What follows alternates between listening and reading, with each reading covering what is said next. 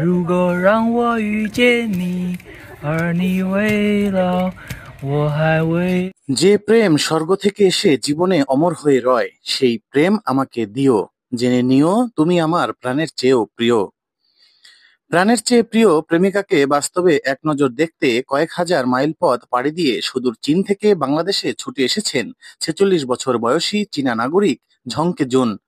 গত ২ সেপ্টেম্বর মঙ্গলবার রাজবাড়ী জেলা শহরের বিনোদপুর গ্রামে প্রেমিকা রুনা খাতুনের বাড়িতে আসেন চীনা এই যুবক। পরে দুই দেশের ভিন্ন ভাষার দুটি মানুষ নোটারি পাবলিকের মাধ্যমে আবদ্ধ হন বিবাহ বন্ধনে। ১ বছর আগে চীনের সোশ্যাল মিডিয়া লিটল রেড বুকের মাধ্যমে রাজবাড়ীর তরুণী মোসাম্মত রুমা খাতুনের সঙ্গে পরিচয় হয় চীনের নাগরিক ঝংকে জুনের। পরে দুজনের মধ্যে প্রেমের সম্পর্ক গড়ে ওঠে।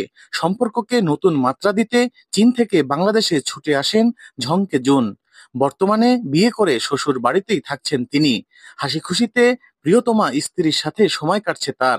চীনা নাগরিক ঝংকে জুনকে জীবন সঙ্গী হিসাবে পেয়ে খুশি রুমা খাতুন। পরিচয় সম্পর্ক তো আমাদের ১.৫ বছরের। উনি আসছে ২৮ তারিখে বাংলাদেশে,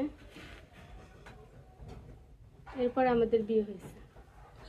এমন বিয়ের খবর পেয়ে খুশি রুমার এলাকাবাসী। তাদেরকে এক নজর দেখতে ভিড় করছেন তারা। মনে ১২-১৩ দিনই হয়েছে, আর কয় তারিখে যেটা আমরা শিওর বলতে পারতেছি না। তারপরে ২ দিন ৩ দিন থাকার পরে শুনলাম বিয়ে পড়ার নিয়ে আগে যোগাযোগ করে নাই, অন্য জায়গায় রাখি ওখানে কঠিন নিয়ে বিয়ে পড়াইছে। বিয়ে পড়াই যে এখন জামাই মেয়ে ঘুরতেছে ফিরতেছে।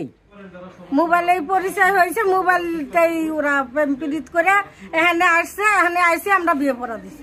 এখন এই নতুন জামাইকে আপনারা কি কি খাওয়াচ্ছেন? আমরা সবই খাওয়াইতেছি, আমরা যা খাই তাই খাই। যেমন হ্যাঁ, আমরা ভাত মাছ খাইতেছি, ভাত মাছ ডাল ভর্তা ভর্তি যা খাইতেছি।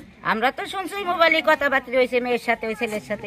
তবে মেয়ের এমন ভিন্ন ধর্মী সিদ্ধান্তে খুশি নন রুমার বাবা। পরে তো ওরা হইলো মোবাইলের মাধ্যমে ঘটনাটা হচ্ছে। আমি এতে রাজি ছিলাম, মেয়ে বিভিন্ন পদে আমাকে ঠেট করছে। ঠেট করার পর আমি বললাম তোমার কপাল কিন্তু তুমি পুরাবে, আমরা কার ধরবো, দেশেই ধরা যায় না, তুমি বোঝো পড়াশোনা করছো, এই স্थिতি আছে আর কি। তারপরে আমরা কোর্টের থেকে বিয়ে পড়াই নিয়েছি, তোমার কপাল নিয়ে তুমি নড়বে। গত কয়দিন আগে আসছে? ১ তারিখে বাংলাদেশে আসছে ছেলেটা। এখন কি বলতেছে এই ছেলে, আপনার মেয়েকে কি নিয়ে যাবে? হ্যাঁ, নিয়ে যাবে। ওরা দৌড়ি করতেছে কাগজপত্র ঠিক করার জন্য। তো ওইভাবে আমার কাছে যেটা বলছে ফোনের মাধ্যমে হয়েছে। ওর পর তারপরে আমি তো বললামই যে আমি রাজি না। তো ওরা পড়াশোনা শিখছে, তাহলে তুমি কোর্টে যায়, সেটা যেটা যদি হয় করো, নাহলে বাদ দাও। তারপরে বলছিলাম যে তুমি আমার কিন্তু দায়ী করতে পারবে না, যাব্বা তুমি না করলে না। আমি এতে মত না, এখনো মত না, আগেও ছিলাম না।